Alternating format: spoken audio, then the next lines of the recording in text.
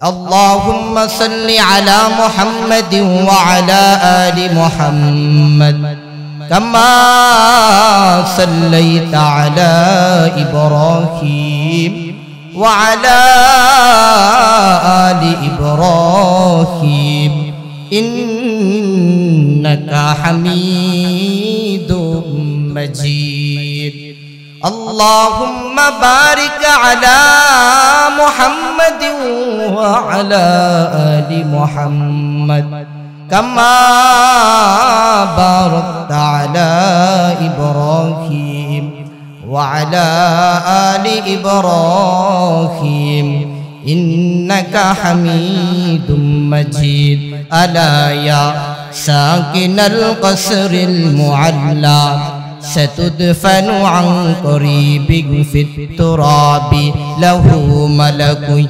ينادي كل يوم لدول الموت وبنول الخراب قليل عمرنا في دار دنيا ومرجعنا إلى بيت التراب لا إله إلا الله زبان ছেড়ে জিকির করি إلا الله لا إله إلا الله لا إله إلا الله لا إله إلا الله لا إله إلا الله لا إله إلا الله জিকির করতে খারাপ লাগে আল্লাহ আরশে আযীম থেকে ডাক দিয়ে বলে হে বান্দা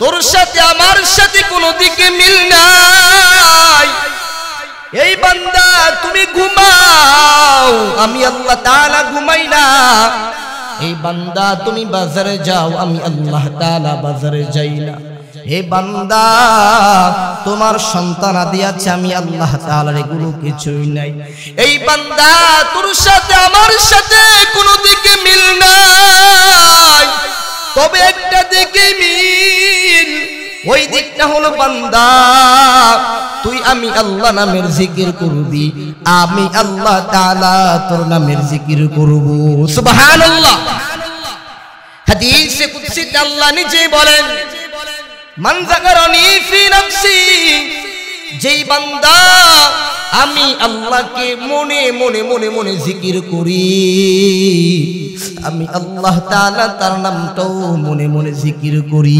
সুবহানাল্লাহ ওমান যাকারানি ফি মালাইন যেই বান্দা কোন মাহফিলের ময়দানে জুমার মসজিদে আমি আল্লাহ নামের জিকির করবে যাকারতুহু ফি মালাইন খায়রিন মিনহুম আমি আল্লাহ তার থেকে উত্তম মজলিস ফেরেশতাদের মজলিসে তাদের নামের জিকির করব সুবহানাল্লাহ এই যে গানে বসে আছেন আল্লাহ কয় হে বান্দা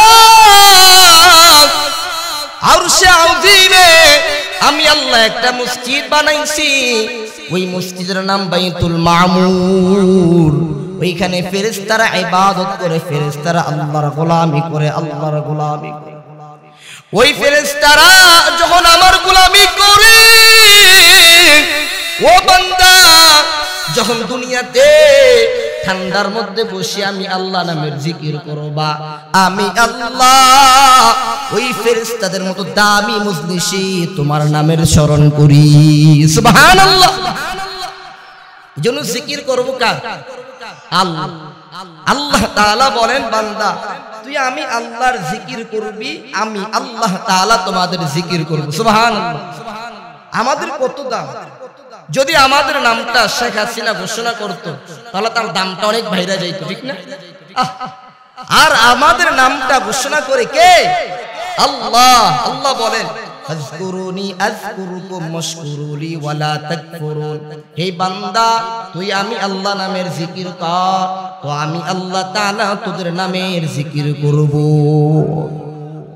একবার সুবহানাল্লাহ বলেছে সুবহানাল্লাহর কেমন দাম আবু হুরায়রা বলে ইয়া রাসূলুল্লাহ যদি আমি একবার সুবহানাল্লাহ বলি আমার কি হবে আল্লাহর পয়গম্বর বলে এরে আবু হুরায়রা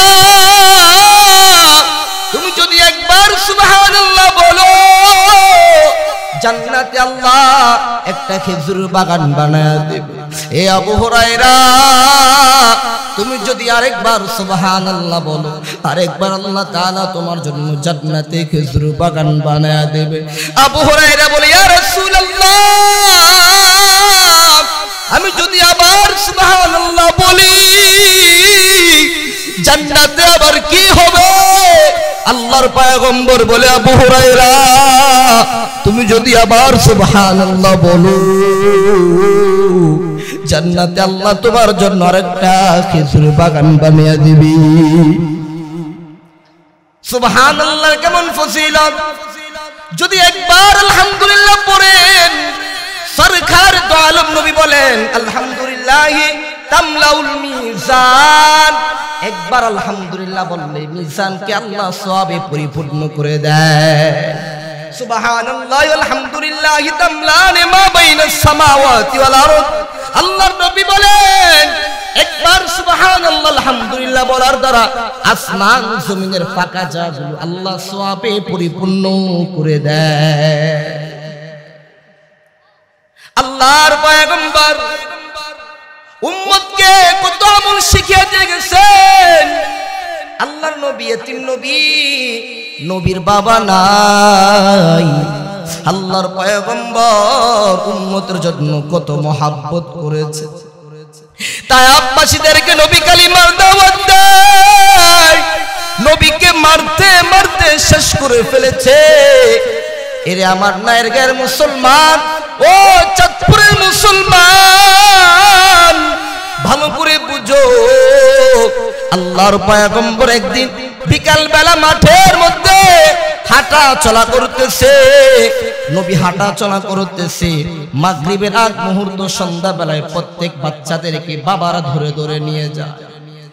নবী চোখের পানি ছেড়ে দিয়া বলে, আমার বাবা কই? হায়রে, প্রত্যেকের বাবা রাত্রে সন্তানদেরকে নিয়ে যায়, কিন্তু আমার বাবা কই? চোখের পানি ছেড়ে দিয়া কাঁদে। মা আমিনা বলে, এ আমার মোহাম্মদকে তোমরা চিনো নাকি? বলে, মোহাম্মদ নামে কাউকে চিনি না, তবে একটা বাচ্চা মাঠের মধ্যে আব্বু আব্বু বলে কান্না করতেছে। বাবা বলে কান্না করতেছে, মা আমিনা দৌড়িয়া যায়, ও বাবা আমার কোলে আয়, তুমি কেন কাঁদো? মোহাম্মদ নবী ডাক দিয়া কয়, মাগো, বিকাল বেলা দেখলাম প্রতিটা সন্তানদেরকে বাবারা ধরে ধরে নিয়ে যায়, কিন্তু আমার বাবা কই? আমার বাবাকে তো আমি দেখি না। মাগো, আমার বাবা কই? আমি বাবাকে দেখতে চাই, আমার বাবাকে না দেখাইলে মাগো আমি তোমাকে ছাড়বো না। পয়গম্বর চোখের পানি ছেড়ে দিয়ে কান্না করতেছে। মার বুকে জড়িয়ে ধরে বলে, মাগো, আমার বাবারে দেখিয়ে দেন, বাবারে দেখতে মন চায়। এবার মা আমিনা দাদা আব্দুল মুত্তালিবের কাছে চলে গেল। ও দাদা আব্দুল মুত্তালিব, আপনার নাতি তার বাবাকে দেখতে চায়, বাবাকে দেখতে চায়। দাদা আব্দুল মুত্তালিব বলে, আমিনা যা, ওই যে শাম নগরীতে ব্যবসার উদ্দেশ্যে তার বাবা ব্যবসা করতে গিয়েছে, ওইখানেই মারা গেছে, ওইখানেই তার গাছের নিচে তার লাশটা আছে, বাবার লাশটা আছে, যাও নিয়ে যাও। দাসুম নাইমানকে বলে, ও দাসুম নাইমান, এই উটটা নিয়ে যাও, এই উটটা নিয়ে মুহাম্মদ পয়গম্বরকে তার বাবার কবরের সামনে জিয়ারত করে নিয়ে আসো। দাসুম আইমান, মা আমিনা শিশু মুহাম্মদকে রওনা হলো শাম নগরীতে। চলতেছে চলতেছে চলতেছে, ওই জায়গার মধ্যে গিয়া বলে, বাবা, ওই যে তোমার বাবার কবর, ওই গাছের নিচে তোমার বাবা শুয়ে আছে, যাও যাও তোমার বাবার কবরের সামনে যাও। এবার পয়গম্বর বাবার কবরের সামনে গিয়া চোখের পানি ছেড়ে দিয়া কাঁদে আর ডাক দেয়, গো বাবা, ও বাবা, দুনিয়াতে আইসা আমি তোমাকে দেখি নাই, বাবা গো আমি তোমাকে দেখতে চাই গো বাবা, বাবা আমার সাথে কথা বলো গো বাবা। চোখের পানি ছেড়ে দিয়া পয়গম্বর কান্না করতেছে, কান্না করতেছে। এ মুসলমান, দুইটা চোখের পানি ছেড়ে দাও, ময়দানের মধ্যে দুইটা চোখের পানি ছেড়ে দাও। চোখের পানির কেমন দাম, কিয়ামতের ময়দানে আমার পয়গম্বর সিজদায় পড়ে থাকবেন, সিজদায় পড়ে থাকবেন। আর জাহান্নাম দৌড়ে চলে আসে, ৭০,০০০ ফেরেশতা ৭০,০০০ শিকল লাগায়া জাহান্নামকে ধরে রাখছে, জাহান্নামকে ধরে রাখতে পারে না। আমার নবী সিজদায় পড়ে কান্না করে বলে, আল্লাহ আপনি জাহান্নামকে আপনি আটকান, আল্লাহ ওই জাহান্নামকে আপনি আটকান, জাহান্নামকে তো ধরে রাখা যায় না গো আল্লাহ।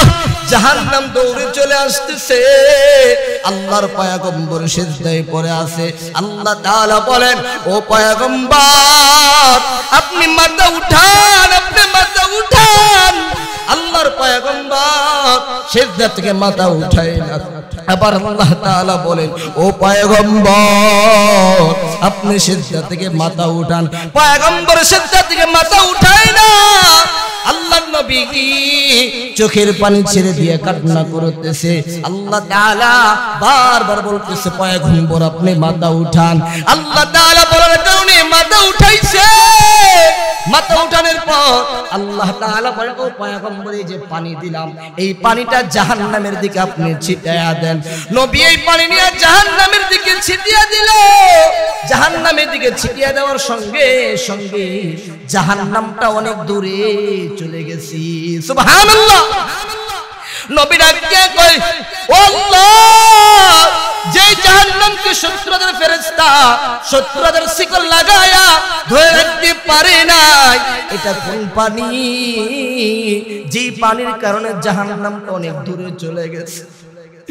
আল্লাহ তাআলা বলেন, ও পয়গম্বর জমজম কূপের পানি না, আবি হায়াতের পানি না, হাউজে কাউসারের পানি না, বলে কোন পানি আল্লাহ?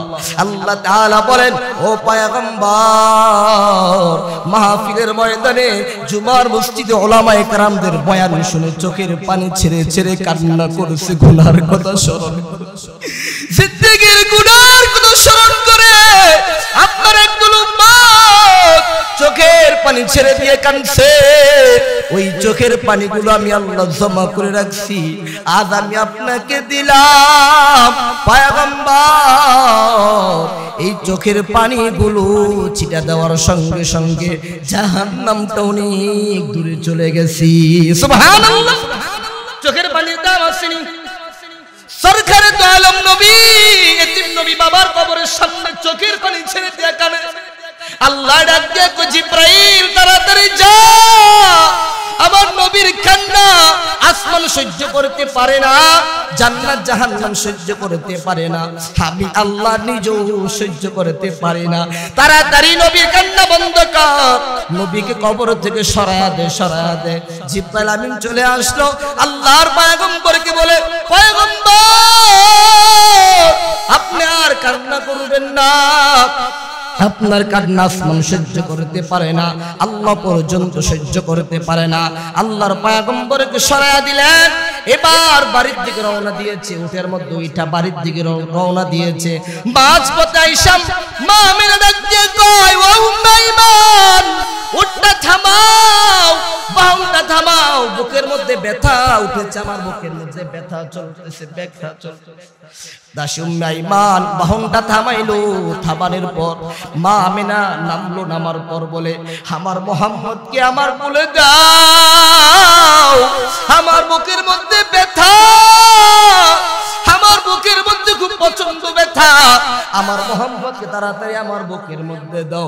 বুকের মধ্যে মা নিয়া বলে, বাবা আমারে মাফ করে দাও, আমি আর মনে হয় বাঁচবো না, আমি এখনই চির বিদায় নিয়ে চলে যাব। কিছুক্ষণের মধ্যে মা আমিনা দুনিয়া থেকে চির বিদায় নিয়ে চলে গেলেন। নবী চোখের পানি ছেড়ে দিয়ে বলে, হায় রে বাবাকে দেখতে গিয়া মারে হারাইলাম, মাও নাই বাবাও নাই। মতো এতিবার কেউ নাই। আল্লাহর পয়গম্বর চোখের পানি ছেড়ে দিয়ে কাঁদে। আর দাদা আব্দুল মুত্তালিব দাঁড়ায়া রয়েছে, দাঁড়ায়া বলে আমার বাতিজা এতক্ষণ দেরি লাগে কেন, দেরি কেন? কিছুক্ষণ পর তাকে দেখে বাহনের মধ্যে গেছে 3 জন, আসতেছে 2 জন। চাচা দাদা আব্দুল মুত্তালিবের কাছে আইসা বলে, দাদা গো আমার বাবা নাই, আমার মাও দুনিয়াতে নাই। দাদা আব্দুল মুত্তালিব বুকের মধ্যে জড়ায়া বলে, কোনো কান্না করবি না, আফসোসের কোনো কারণ নাই। হাবি দাদা যতদিন বেঁচে থাকবো তোমার কিছুই হবে না, তোমার কোনো কষ্ট হবে না। দাদা আব্দুল মুত্তালিব বলে, বাঁচে যাও, কান্না করবা না, কষ্ট নিবা না, আমি যতদিন বেঁচে থাকবো, এবার আমার দাদা আমার নাতি যতদিন আমি বেঁচে থাকবো তোমার কোনো কিছুই হবে না। এবার আল্লাহর পয়গম্বর দাদার কাছে বড় হইতেছে, কিছুদিন পর দাদাও দুনিয়া থেকে চির বিদায় নিয়ে চলে গেল। আমার নবী এতিম, বাবাও নাই, মাও নাই, দাদাও চলে গেছে। এবার চাচা আবু তালেব বলে, বাতিজা চিন্তা করবি না, আমি যতদিন বেঁচে থাকবো তোকে একটা ফুলের টুকরো দিতে পারবি না, কান্না করবি না রে বাতিজা। এ বাতিজা সাবধান, কান্না করবি না, আমি তোর দেখাশোনা করব, আমি তোমাকে লালন পালন করব। আমি তুমি না খাইলে আমি খাবো না, তোমায় গোসল না করে আমি গোসল করব না। এই আমার বাতিজা সাবধান, তুমি চিন্তা করবা না। বাতিজাকে লালন পালন করতেছে, বেঈমানরা আমার পয়গম্বরকে আঘাত দেয়, আমার নবীকে আঘাত দেয়। চাচা আবু তালেব নবীর পাশে দাঁড়িয়ে যায়, না না আমার নবীকে মারবা না, আমার বাতিজাকে মারবা না। আমার নবী তায়েববাসীর দাওয়াত দেয়, কালিমার দাওয়াত দেয়। আবু জাহেলদেরকে দাওয়াত দেয়। আবু জাহেল কয়, না না মুহাম্মদের কথা মানবা না, মুহাম্মদের কথা তোমরা মানবা। নবী বাজারে চলে গেছে, বাজার গিয়ে বলে, ইয়া আইয়ুহান নাস কুলু লা ইলাহা ইল্লাল্লাহ, তোমরা বলো লা ইলাহা ইল্লাল্লাহ, আল্লাহ ছাড়া কোনো ইলাহা নাই, এই কথা বলো। আবু জাহেল এবার আল্লাহর পয়গম্বরকে থুতু নিক্ষেপ করা শুরু করলো, থুতু নিক্ষেপ করা শুরু করলো। নবীর পুরো শরীরটা থুতুতে ভিজে গেছে। তারপর আল্লাহর পয়গম্বর চোখের পানি ছেড়ে দিয়ে কান্না করতেছে, কান্না করতেছে। তারপর নবী কালিমার দাওয়াত বন্ধ করে নাই, নবী কালিমার দাওয়াত দিয়ে চলতেছে। তাই আব্বাসীরে আল্লাহর পয়গম্বর দাওয়াত দিছে, কালিমার দাওয়াত দিছে। তাই আব্বাসীর আল্লাহর নবীর কালিমার দাওয়াত গ্রহণ করে নাই। নবীকে মারতে মারতে রক্তাক্ত করে ফেলেছে, আল্লাহর পয়গম্বরকে মারতে মারতে রক্তাক্ত করে ফেলেছে, রক্তাক্ত করে ফেলেছে।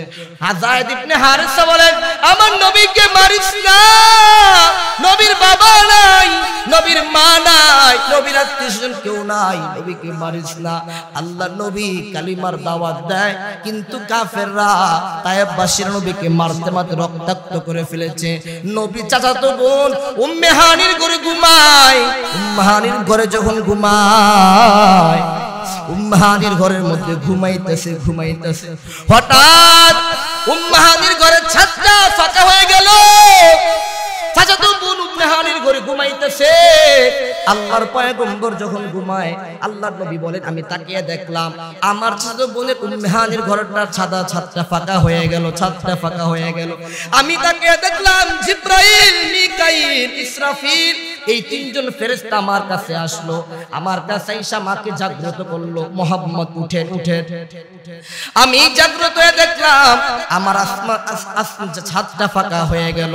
এখানে জিবরাইল, মিকাইল, ইসরাফিল 3 জন ফেরেশতা আসমান দিয়ে কেন আসছেন আল্লাহর পয়গম্বরের কাছে? এটা বুঝাইতে চাচ্ছেন পয়গম্বর আজকে এমন একটা রাত, যে রাত অলৌকিক কিছু ঘটনা ঘটবে। এই রাতের মধ্যে আল্লাহ তাআলার কাছে আপনি মিরাজ করতে যাবেন। সুবহানাল্লাহ। কি করতে যাবেন? মিরাজে যাবেন।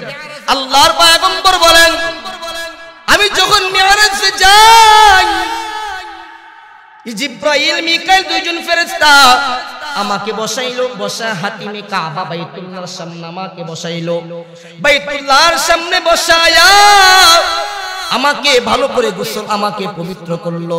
আমি ঘুমাই, আমাকে আবার জাগ্রত করলো। জাগ্রত করার পর আমার বুকটা বিদীর্ণ করলো, শক্ত সাদা, মানে বুক বিদীর্ণ করা। আল্লাহর নবীর কিছু বর্ণনায় আছে, নবীর 2 বার 3 বার 4 বার শক্ত সাদর বুক বিদীর্ণ করেছে। আজকে বিজ্ঞান ওপেন হার্ট সার্জারি করে আমার নবীর শিক্ষা থেকে শিক্ষা নিয়েছে, ঠিক না বেটে? মানুষ চিন্তা করেছে, বিজ্ঞান চিন্তা করছে, নবীর বুক বিদীর্ণ করেছে, নবী তো মারা যায় নাই, তো অতএব নবীর যে বুক সার্জারি হয়েছে, আমাদের সার্জারি হলে কিছুই হবে। নবীর শিক্ষা থেকে শিক্ষা নিয়েছে। আল্লাহর পয়গম্বর বলেন যে যখন আমি দেখলাম উম্মে হানি ঘরটা সাদরে ফাঁকা হয়ে গেল, আমাকে কাবার সামনে বসাই, কাবার সামনে বসায়া আমার বুকটা বিদীর্ণ করলো। বুকটা বিদীর্ণ করার পর জমজম কূপের পানি দিয়ে আমার বুকটা ভালো করে পরিষ্কার করলো। 2টা পাত্র, একটা স্বর্ণের পাত্র, একটা রূপার পাত্র। ভালো করে বুঝবেন, আজকের ঘটনাটা অল্প সময়ের মধ্যে আমি বলে দিচ্ছি, লম্বা মিরাজের ঘটনা।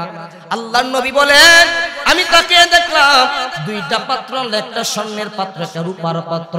স্বর্ণের পাত্রের মধ্যে আমার রূহটা বের করে স্বর্ণের পাত্রের মধ্যে রাখলো, আর জান্নাত থেকে পেছানো রেশমি কাপড়ে পেছানো ঈমানের হিকমত নিয়ে আসছে। আমি দেখলাম ঈমানের হিকমত রূপার বাটির মধ্যে রাখলো। 2টা জিনিস 2 পাত্রের মধ্যে রাখা আমার কলবটা ভালো করে পরিষ্কার করলো, বুকটা ভালো করে পরিষ্কার করলো। পরিষ্কার করার পর আমার রূহটা জমজম কূপের পানি দিয়া ভিতরে ঢুকাইয়া দিল। ভিতরে ঢুকিয়ে দেওয়ার পর জান্নাত থেকে রেশমি কাপড়ে পেছানো ঈমানের হিকমত আমার ভিতরে ঢুকাইয়া দিল। ঢুকানোর পর আমি তাকিয়ে দেখলাম একটা বোরাক নামক একটা প্রাণী আমার সামনে আসলো। বোরাক প্রাণীটা সামনে আসার পর আমি বোরাকের মধ্যে উঠতে চাইলাম, জিব্রাইল আমার সামনে বসলো। জিব্রাইল আমার সামনে বসার পর আমি জিব্রাইলের পিছনে বসলাম, আমার পিছনে মিকাইল আলাইহিস সালাতু ওয়াস সালাম বসলেন। এই 2জন ফেরেশতা আমার সামনে পিছনে বসলেন। আর বোরাকটা সামনে যায়, সামনে চলতেছে। একটা পর্বতের মধ্যে বোরাকটা থামলো। থামার পর জিব্রাইল বলে ইয়া রাসূলুল্লাহ, আপনি নামেন, বুরাক থেকে আপনি নামেন। নামার পর সল্লি হুনা রাকাতাইন, এখানে আপনি 2 রাকাত নামাজ পড়েন। আল্লাহর পয়গম্বর বলেন সাল্লাইতু হুনা রাকাতাইন, এখানে 2 রাকাত নামাজ পড়লাম। 2 রাকাত নামাজ পড়ার পর আল্লাহর পয়গম্বর বলেন সাল্লাইতু হুনা রাকাতাইন, 2 রাকাত নামাজ পড়লেন। 2 রাকাত নামাজ পড়ার পর আমি 2 রাকাত নামাজ পড়ে জিজ্ঞাসা করলাম ইয়া জিব্রাইল, এটা কোন জায়গা? এই জায়গার নাম আমাকে বলে দাও। জিব্রাইল বলে ইয়া রাসূলুল্লাহ, এটা হচ্ছে ইয়াসরিব, এই জায়গার নাম ইয়াসরিব। কিন্তু কিছুদিন পর মক্কা থেকে মদিনা হিজরত করে যে জায়গায় যাবেন, ইয়াসরিব নামক জায়গাটা মদিনাতুর রাসূল হয়ে যাবে। সুবহানাল্লাহ। ইয়া রাসূলুল্লাহ, আপনি যাওয়ার পর ইয়াসরিব নামক জায়গাটা মদিনা হয়ে যাবে। ওই জায়গার মধ্যে হিজরতের রাতে আপনি 2 রাকাত নামাজ পড়েছেন। আল্লাহর পয়গম্বর বলেন আমি আবার বুরাকের মধ্যে উঠলাম। বুরাকটা চলতেছে। আবার আরেকটা জায়গার মধ্যে আমাকে নামাইলো। আরেকটা জায়গার মধ্যে নামানোর পর জিব্রাইল বলে ইয়া রাসূলুল্লাহ সাল্লি হুনা রাকাতাইন, এখনো আপনি 2 রাকাত নামাজ পড়েন। আল্লাহর পয়গম্বর বলেন সাল্লাইতু হুনা রাকাতাইন, এখন আমি 2 রাকাত নামাজ পড়লাম। 2 রাকাত নামাজ পড়ার পর আমি জিজ্ঞাসা করলাম ইয়া জিব্রাইল, কোন জায়গা? এই জায়গার নাম কি আমাকে জানিয়ে দাও। জিব্রাইল বলে ইয়া রাসূলুল্লাহ, এটা হচ্ছে তুর পর্বত, যেই পর্বতের মধ্যে মুসা কালিমুল্লাহ, মুসা পয়গম্বর আল্লাহর সাথে কথা বলতেন। সুবহানাল্লাহ। আল্লাহর পয়গম্বর বলেন আমি আবার বুরাকের মধ্যে উঠলাম। বোরাকের মধ্যে দুইটা, বোরাকটা আবার চলতেছে, আরেকটা পর্বতের মধ্যে আমাকে নামাইলো। ওই পর্বতের মধ্যে নামানোর পর আবার জিব্রাইল বলে, ইয়া রাসূলুল্লাহ আপনি সাল্লিহুনা রাকাতাইন, এখন আপনি 2 রাকাত নামাজ পড়েন। আল্লাহর নবী বলেন, সাল্লাইতুহুনা রাকাতাইন, এখন আমি 2 রাকাত নামাজ পড়লাম। আল্লাহর নবী বলেন, হে জিব্রাইল এটা কোন জায়গা? আল্লাহর নবী বলেন, কোন জায়গা? জায়গার নামটা আমাকে বলো। আল্লাহর নবীকে বলে জিব্রাইল বলে, ইয়া রাসূলুল্লাহ হুজুর চলে আসছে, এখনো ছেড়ে দিচ্ছে, জায়গার নামটা বলে দিন। ইয়া রাসূলুল্লাহ এটা কোন জায়গা? এই জায়গার নামটা কি আমাকে জানিয়ে দেন। আল্লাহর নবী বলেন, ও জিব্রাইল আমাকে জানিয়ে দাও এই জায়গা কোন জায়গা, আমাকে জানিয়ে দাও। এই কথা বলার পর জিব্রাইল বলে, ইয়া রাসূলুল্লাহ এটা হচ্ছে বাপ ছাড়া বৈধ পন্থায় আল্লাহ তাআলা মারইয়ামের ঘরে ঈসা পয়গম্বরকে দুনিয়াতে আসছে। সুবহানাল্লাহ। আল্লাহর পয়গম্বর বুরাকে উঠে এবার সামনে যায়, গায়ের থেকে আসসালামু আলাইকা ইয়া রাসূলুল্লাহ সালাম দিয়েছে, আসসালামু আলাইকা ইয়া আউয়াল, আসসালামু আলাইকা ইয়া আখির, আসসালামু আলাইকা ইয়া হাশিম, তিনটা সালাম দিয়েছে। প্রথম ব্যক্তি সালাম দিয়েছে, আল্লাহর নবী কয় কে আমাকে সালাম দিয়েছে? জিব্রাইল, ইয়া রাসূলুল্লাহ ইব্রাহিম পয়গম্বর আপনাকে সালাম দিয়েছে। দ্বিতীয় জনকে আল্লাহর নবী জিব্রাইল বলে, ইয়া রাসূলুল্লাহ মুসা পয়গম্বর আপনাকে সালাম দিয়েছে। তৃতীয় জনকে সালাম দিয়েছে, আল্লাহর পয়গম্বরকে বলেন, ও নবী তৃতীয় জন ঈসা পয়গম্বর আপনাকে সালাম দিয়েছি। সুবহানাল্লাহ। তো হুজুর চলে আসছে, পীরে কামেল আলহাজ হযরত মাওলানা মুফতি আল আমিন আরাই হাজারি সাহেব হুজুর অত্যন্ত সুমধুর কণ্ঠে আলোচনা করেন, সারা বাংলা হুজুর আলোচনা করেন। অতএব হুজুর এখন আলোচনা করবেন, আপনার আলহামদুলিল্লাহ পান ভরে হুজুর আলোচনা শুনবেন তো ইনশাআল্লাহ। সুমধুর কণ্ঠে আলোচনা করে সারা বাংলাদেশে সব জায়গায় হুজুর আলহামদুলিল্লাহ বয়ান করেন, মানুষের দিল কেড়ে নেয়। তো আল্লাহ তাআলা চায় যাকে কণ্ঠ দিতে চায়, তো হুজুরকে আল্লাহ তাআলা সুমধুর কণ্ঠ দিয়েছে, সে কণ্ঠ দিয়ে মানুষদেরকে হেদায়েতের বাণী বোঝায়, কালিমার বাণী বোঝায়। হুজুর সেই আশরাফ আলী থানভীর খলিফা আল্লামা মুহিউদ্দিন আতহারীর সর্বপ্রথম খলিফা আলহাজ হযরত মাওলানা মুফতি আল আমিন আরাই হাজরি সাহেব, বড় বুজুর্গ মানুষ, আল্লাহ অল্প বয়সে অনেক বড় তকওয়ায় আল্লাহ উঠিয়ে দিয়েছে। আপনারা দোয়া করবেন আল্লাহ হুজুরকে নেক হায়াত তৈয়বা দান করুন, আমিন।